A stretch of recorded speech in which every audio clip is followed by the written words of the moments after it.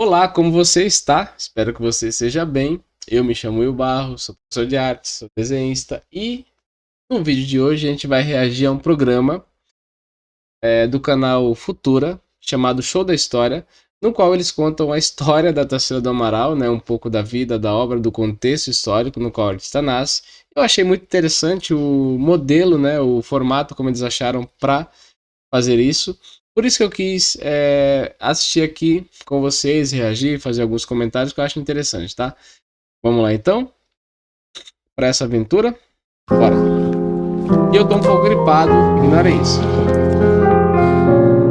Minha Aqui é a minha terra tem colinha. palmeiras, nosso amor atravessa o mar. Já começa bem, O Wi-Fi daqui uma não tá poesia. pegando direito. Como é que a gente vai se falar? Neto, isso é romantismo. Apresento a vocês a Clara e o Neto, né, que vão interagir com a Tarsila no encontro geracional e de períodos históricos. Nada a ver, nossa convidada é modernista. Não, você não tá entendendo nada, cara. Isso aqui é amor. Isso aqui é a coisa mais sincera do ser humano, bicho. Isso aqui é o que vale a pena. Já deu, vamos. Não, eu tô ensaiando Tá uma na hora de tomar performance. um banho de água gelada, Não é vamos. disso que eu preciso. Interessante, o desenho da Tarsila. E essa aqui é a abertura do quadro, né, do programa lá do canal Futura. É um show da história, já começa bem interessante, ó, umas relíquias. Tipo esse, acho que é um fax isso, né? A impressora é bem antiga. Uma das Abertura mais da hora. importantes E essa pintoras aqui do é a movimento Tarsila. Vamos lá modernista. então. A amante das cores vivas e das paisagens brasileiras. Figura carimbada nas festas e jantares da alta cúpula de artistas de São Paulo. A única, a irreverente, a vanguardista, a mulher por trás de uma das obras mais icônicas já feitas. A garota do Abapuru, Tarsila do Amaral. Tarsila! Que legal que você... Nossa, eu não acredito que você... Antes de começar, como eu falei lá no começo, essa aqui é a Clara, esse é o Neto e essa é a Tarsila. Achei que a caracterização da Tarsila ficou muito boa, tá? A atriz é muito parecida também com a Tarsila, achei bem interessante. O cenário, cara, é um cenário muito bonito, né? É muito bonito, nostálgico até. A fotografia, a iluminação. Achei tudo muito bacana. Tem ali, ó, em cima da mesinha um livro, né? Que é o livro do Argan, História da Arte, ali, ó, em cima da mesinha dela, né? Tem alguns elementos ali, lápis, acho que aquilo ali é uns potinhos de tinta, enfim, né? Tem alguns objetos bem nostálgicos e tal. Mas vamos lá. Você largou essa época tão animada do começo do século XX, que tava bombando de festa e vida, pra vir aqui. Obrigada. Qual que é a época da Tarsila e a Clara, a qual a Clara se refere, né? A Tarsila nasce em 1886, numa cidade chamada Capivari, em São Paulo, é uma cidade pequena. Depois ela vem para São Paulo, para a capital, né?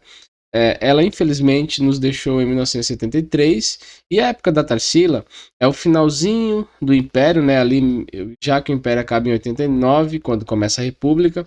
E a República Velha vai até 1930, depois você tem Era Vargas até 45, governo Dutra e assim vai, né? Até o início da década de 70, né? Ditadura militar ou regime militar, no qual durante esse período ela vem a falecer em 73. Então essa é a época dela. Nessa época tem uma série de transformações. O Brasil era um país agrário exportador, né? Depois se torna um país agrário, mas já começa, aliás, continua sendo um país agrário, mas já começa a desenvolver a sua indústria, né? Aos poucos, principalmente na Era Vargas ali, após a crise de 29, na Era Vargas, né? Tudo mais, com o Juscelino, bem depois, né? O Brasil continua esse processo de desenvolvimento e tal. Além disso, até os anos 30, aliás, até os anos 60, né? Mas nos anos 30 ainda, o Brasil era um país basicamente rural, né? A grande maioria da população brasileira morava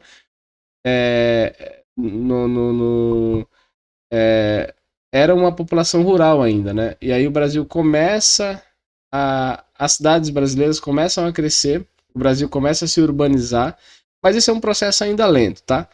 Mas vamos ver um pouco do que a Tarsila tem a nos falar sobre esse momento histórico importante. Nossa, eu tô bem curiosa pra saber como é que andam as coisas, né? E a arte? Como é que tá? A arte em si vai bem, sabe, Tarsila? Mas mesmo com as mudanças que a gente viveu até agora, o Brasil ainda tem casos Imagine, meus queridões, minhas queridinhas, se a Tarsila acordasse de repente em 2024, qual seria a impressão dela em relação ao nosso mundo, né? Em relação ao Brasil, ao mundo, à sociedade, às pessoas, aos costumes, a essa variedade cultural, a produção artística, as novas formas de se produzir arte no Brasil? O que a Tarsila diria, talvez? Ela ficaria assustada, surpresa, contente, alegre, deprimida, totalmente animada? Qual que seria a reação dela, será? Então isso é um exercício muito interessante de se fazer, né? Pensar como que o artista se sentiria fora, fora do seu tempo. É uma atividade bem interessante, hein? De censura, viu? Mas a gente tá de olho. Censura tem bastante Só que antes ainda. da gente entrar nessas questões todas, assim, de época, sabe, Tarsila? Uhum. Das transições todas. Fala um pouco pros nossos story-amigos, assim, de você, assim, de onde você veio, pra onde você vai hoje à noite. Neto. Você sabe o que foi, cara? Ó, rapidamente saiu um desenho. Muito bom. Lindo. Bom, eu Olha, nasci Tarsila. numa cidade minúscula chamada Capivari. No interior de São Paulo, eu sou bem caipira mesmo, sabe? Bem caipira, pé vermelho, mas eu tenho orgulho disso. Da hora. Mas eu sempre soube que eu queria mesmo era ganhar o mundo. Já gostava de rabiscar uns desenhos. Daí eu fui pra capital fazer colegial. E eu acho que foi nesse período, se eu não me engano, que eu pintei a minha primeira tela. Sim. Bom, pessoas, essa tela, ela tinha 16 anos quando ela pintou essa tela aí. E se eu perguntar a boa parte das pessoas sobre a autora ou autor dessa tela, pouquíssimas pessoas dirão que é da Tarsila. Pouquíssimas pessoas. Isso eu posso te garantir. Primeiro porque a gente está muito habituado a ver as principais telas que a Tarsila pintou, né? O Abapuru, os Operários e por aí vai, né? E a gente não tem contato com esse trabalho. Primeiro porque ela pintou essa tela com 16 anos e segundo a temática. Você vê que a temática é diferente, a técnica utilizada é outra, as cores são bem diferentes, né? Aqui é uma figura acadêmica, né? Dentro de padrões estéticos estabelecidos, tradicionais. Você tem aqui uma tela figurativa, né? O tema é religioso.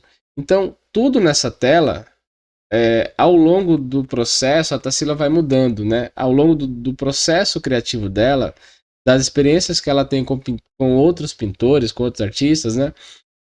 A partir das experiências que ela tem na Europa, com outros movimentos artísticos que estavam estourando na Europa, né? Naquele início do século XX, ela vai mudando a maneira dela de ver o mundo, a maneira dela de pintar, muda os temas, muda o emprego da cor. Eu diria que muda tudo, né? Ou quase tudo, tá? Mas esse é um quadro dela que ela faz com 16 anos, tá? Continuando então. Sim, com 16 anos. Um pouquinho mais nova que a gente, assim. Isso é incrível. Inacreditável. Vou beber meu cafezinho aqui. Não, mas eu demorei um pouco pra levar a sério, Tá um pouco sabe? frio, inclusive? Eu fui estudar na Espanha, daí eu voltei, aí eu me casei bem cedo, me arrependi, me separei. Outra coisa importante, ela fala que vai estudar, né? Ela sai de Capivari, vem para São Paulo, depois vai estudar fora, né? Na Espanha, e ela faz outras viagens para Europa, França, né? Principalmente, que era um lugar que todo mundo ia, quem tinha posses ia naquele momento, tá? Que era a França. Muito bom lembrar que ela é de uma família rica, então ela tinha condições de fazer esse tipo de viagem, né? Não se engane, ela não era pobre, ela tinha grana para fazer essas viagens, para ir para a Europa. Não estou criticando de forma negativa, estou dizendo um fato. Ela era de família rica, portanto tinha essas condições de viajar para outros países. Naquele momento, o principal era a França. Outra coisa, ela fala que se casa muito, muito jovem. Ela fala isso porque entre 1906 e 1913, ela era casada com um cara chamado André Pinto, né?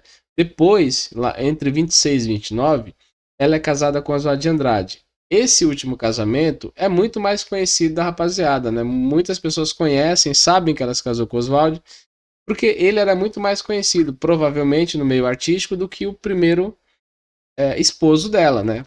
Talvez seja por isso. E ele também era escritor, poeta, né? estava envolvido nesse mundo da boemia, né? Envolvido com essa cena artística ali do começo do século XX. Por isso, provavelmente, o Oswald é muito mais conhecido do que o André Pinto, tá? Mas continuando aqui... Eu imagino... Neto. Neto, E eu imagino que, principalmente na sua época, o divórcio era tabu. O pessoal era caretíssimo. Ah. Todo mundo muito apegado aos costumes antigos. Nossa, um horror. A nossa recém-formada república já tinha ares de velhice. Cara, que doido! A gente chama essa república de República Velha. Ah, é? Acredita? É mesmo? Que louco! República Velha. A gente chama assim direto. Então, Tarsila, né? Você fez muitas viagens, conta mais. Aí eu comecei a me interessar por escultura e arte cubista, que tava mudando todo mundo da arte lá na Europa. Da hora. Mas eu só fui me interessar por pintura e aprender novas técnicas pra aplicar nas minhas telas depois de adulta. Daí eu fui pra Paris e pude sentir um pouco do clima da Belle Époque. Belle Époque. Ai, essa Tarsila tá toda trabalhada no francês. Vamos aproveitar e ver um pouco mais sobre a Belle Époque. Oui, oui. Oui, oui, mon chéri, você sabe, je peux pas. vamos lá então, falar um pouco.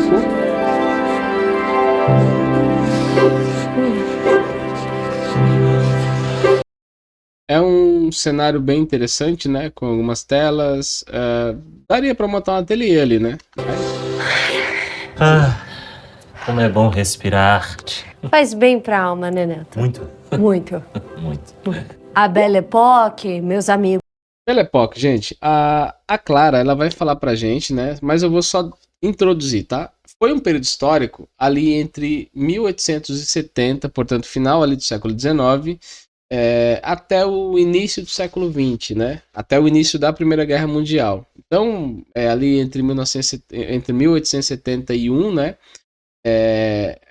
Que aconteceu a Guerra Franco-Prussiana, até o início da Primeira Guerra Mundial, é esse período chamado de Belle Époque na Europa, principalmente na França, né? A França era o polo cultural daquele momento. Por isso que ela vai falar que é um movimento francês. Que a Tarsila estava citando foi um momento na história francesa que começou no final do século XIX e terminou mais ou menos no começo da Primeira Guerra Mundial, marcado pela esperança. A vida na Europa mudava rapidamente por conta dos avanços tecnológicos que tornavam o cotidiano bem mais simples, mais fácil e muito diferente. Nisso, hein? Aí tinha a política de saneamento público, avanços na medicina que reduziam as taxas de mortalidade, urbanismo, bonde, máquinas a vapor, tinha também bicicleta, avião, automóvel, gente, telefone. Sério, fotografia e cinema! É tudo que eu gosto. Ó, eu só vou voltar aqui um pouco. Aqui, ó. Então, a Belle Époque, recapitulando, é um movimento ali do final do século XIX, início do século XX, né? Até o início da Primeira Guerra Mundial. E foi um movimento de esperança, de muitos avanços tecnológicos, de muitos avanços culturais, a invenção do próprio cinema, né? A invenção da fotografia, né, que se dá no final do século XIX também. E esses avanços tecnológicos, eles facilitavam a vida, né, em muitos sentidos. Você tem o transporte que passa por uma transformação, novos meios de transporte são inventados, você vê uma bicicletinha ali, ó, bem bonitinha, acho que eu tô até em cima dela, deixa eu ver. Abaixo de mim tem uma bicicletinha ali. Então você tem invenções que facilitam a vida, né, facilitam muito a vida. E o polo irradiador desse processo cultural, desse desenvolvimento tecnológico, né, desse desenvolvimento político, das ideias filosóficas, das conversas em barzinhos, das reuniões, né, nos pubs, nos bares, acontecem na França. Por isso que naquele momento o polo irradiador de cultura era a França, principalmente Paris, tá? Por isso que ela falou que é um momento importante, né? É um momento histórico da história francesa, por isso, porque naquele momento quem irradiava a cultura na Europa? A França, né? Paris, principalmente, tá? Mas continuando aqui. Sério, fotografia e cinema! Olha uma máquina tudo fotográfica aqui, ó. Deixa eu botar aqui telefone. rapidinho. Sério, fotografia e Olha só, isso aqui é um telefone, Se eu pudesse, eu compraria um pra cada, que eu acho mais bonitinho. Isso aqui é uma máquina fotográfica. Né? A gente tem alguns momentos importantes aqui da virada do século, tá? Cinema! É tudo que eu gosto. Cinema também. Olha só.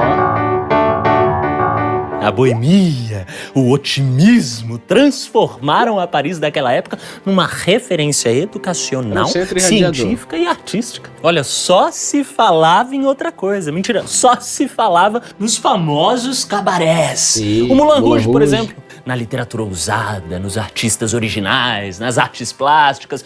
E foi aí que surgiram as vanguardas artísticas na Europa. Movimentos revolucionários que não queriam mais saber dessa coisa de poeminhas, rimadinhos e pinturas perfeitas, que era o que a aristocracia gostava. Essas vanguardas, esses movimentos, eu vou citar alguns para vocês, não vou me aprofundar, tá? Porque eu vou fazer aulas específicas sobre eles, mas em 1905 surge o fauvismo, o cubismo surge em 1907, o futurismo em 1909, o expressionismo entre 1905 e 1906, né? O dadaísmo em 1916, já durante a Primeira Guerra Mundial, e o surrealismo em 1924. O expressionismo é o primeiro movimento ali, né, junto com o fauvismo, do século XX, porque você tem expressionismo ainda no século XIX, pós-impressionismo e expressionismo, né? Aí você tem o fauvismo, que surge em 1905, quase que um pouquinho antes ali. Aliás, ao mesmo tempo, né, que o expressionismo, depois você tem o cubismo, já em 1907, e por aí vai, tá? Então são esses movimentos aos quais ela se refere aí.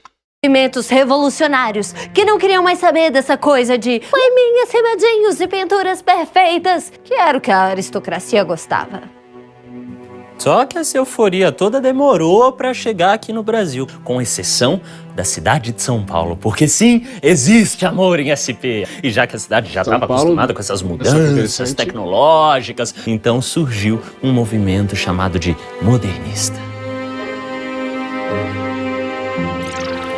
O crescimento das indústrias de São Paulo fez com que as pessoas saíssem das zonas rurais e fossem para a cidade, criando uma cultura cosmopolita, urbana, interessante, né? Já cada vez mais agitada. Uau, devia ser muito da hora. Então quer dizer que a cidade estava assim nesse momento de ebulição, de criatividade, várias festas, eventos, é isso? Cosmopolita, urbana e cada vez mais agitada. Uau, devia ser muito da hora. Então quer dizer que a cidade estava assim nesse momento de ebulição, de criatividade, várias festas, eventos, é isso? Não.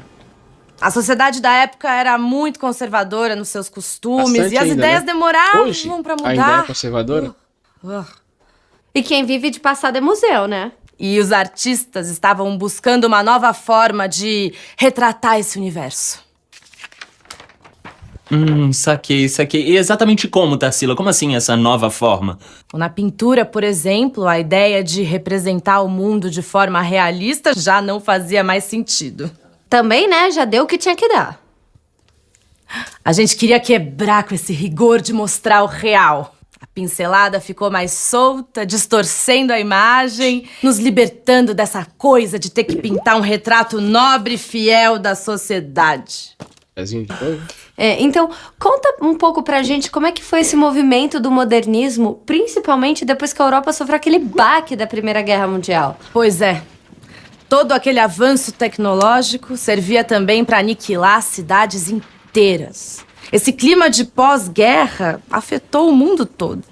Aqui no Brasil, a gente achou que era bom olhar pra gente, olhar pra dentro, pra nossa própria cultura, pro nosso próprio país.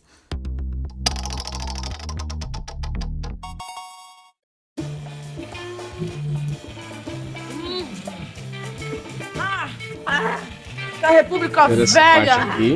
Não! Chega desse humanismo aristocrático! Chega desse individualismo liberal! Nossa! Não! 5 séculos de arte e cultura europeia!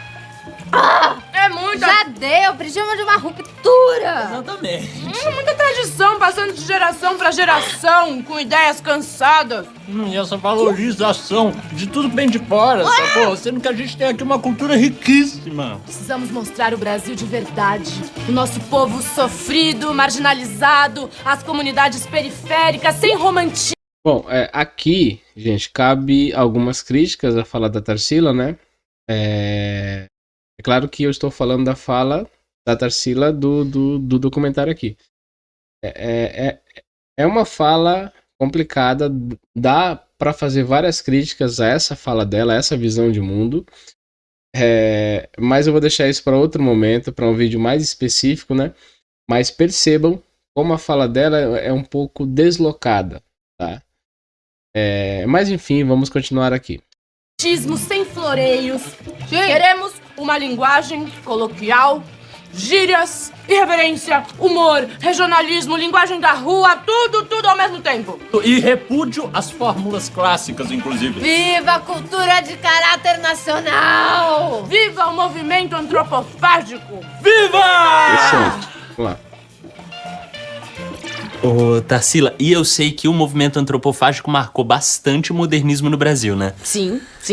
A ideia da antropofagia veio dos nossos índios canibais. Esse termo quer dizer o ato de comer partes de seres humanos de forma ritualística. Era isso que o nosso movimento antropofágico queria fazer. Comer as influências estrangeiras, misturar com a cultura brasileira, digerir pra então criar.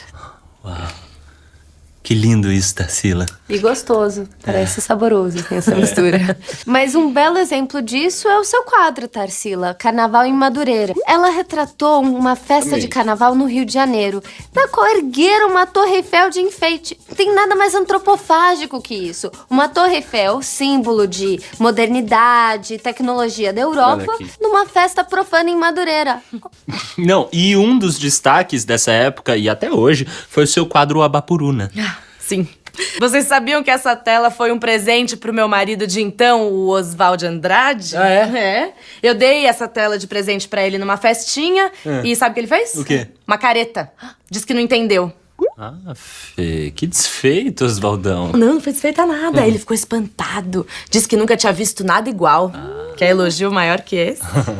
Historifágicos. Caso vocês não saibam, Abapuru significa índio canibal ou índio antropófago. E bem brasileiro, como deve ser.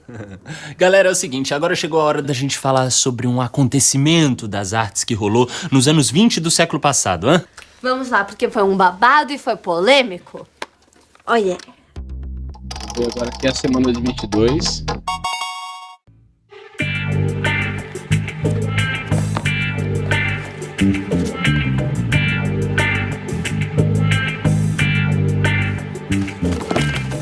Tarsila, como foi pro povo toda essa modernização? Foi um período de crescimento da classe média.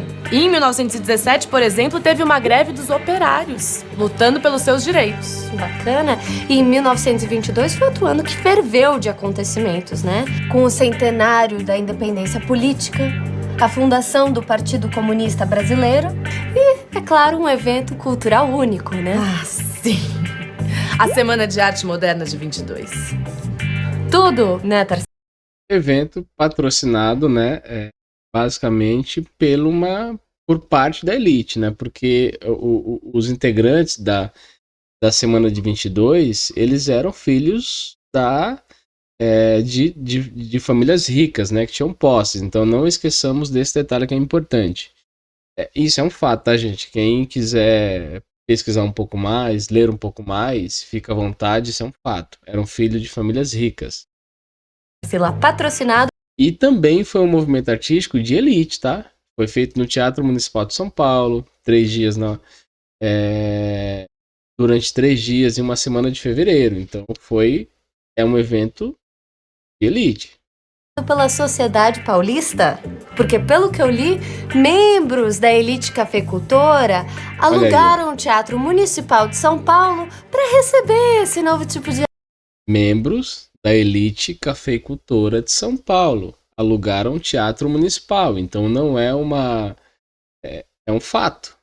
eu estou dizendo, e a própria Clara, né, a personagem aqui do vídeo, confirmou o que eu disse. Arte. Sim, eu não vou negar que o patrocínio veio em boa hora. Mas música, dança, artes plásticas, literatura, inaugurando uma nova fase artística brasileira. Até então, o Rio de Janeiro era o único polo cultural. Depois de 22, tudo mudou.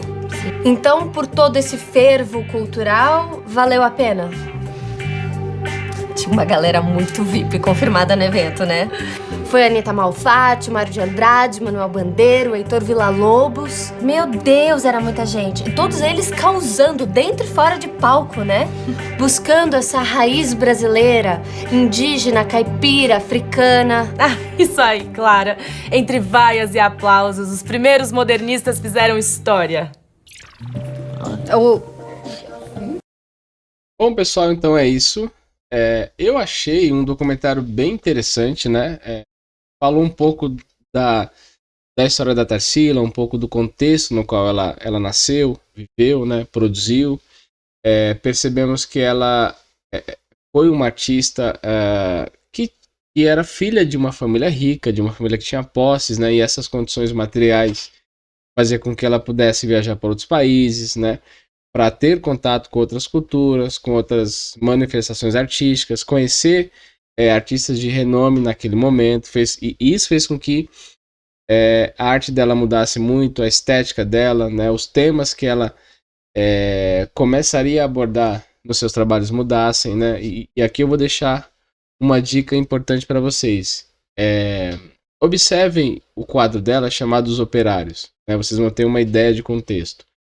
Além disso, aqui nesse documentário, a gente viu um pouco da época, né, do finalzinho do Império, início da República, toda a República Velha, era Vargas, né? É muito bom lembrar que ela nos deixou ali no começo da década de 70, né, em 73. Outro fator importante que eles trouxeram para o vídeo é a questão da Belle Époque, né? Então, assim, eu achei muito importante, né? Foi um documentário simples, né, feito para que a maior parte das pessoas pudessem entender um pouco desse universo. Tem algumas questões aí, nas falas da Tarsila, né? Ou pelo menos da Tarsila neste contexto, que são problemáticas, né? Mas isso são debates para outros vídeos. Se vocês acharam, vocês estão me assistindo, se vocês acharam também que teve algumas falas aí que pode gerar debate, pode gerar controvérsia, deixa escrito aqui embaixo, que eu vou gostar muito de ler, tá? Mas é isso, espero que vocês tenham gostado, e até o próximo vídeo aí, no qual eu vou reagir a mais um artista, que eu ainda não sei qual é, tá? Então, fique esperto para você não perder, hein? Até a próxima. Valeu, galera. Um abraço no coração de vocês.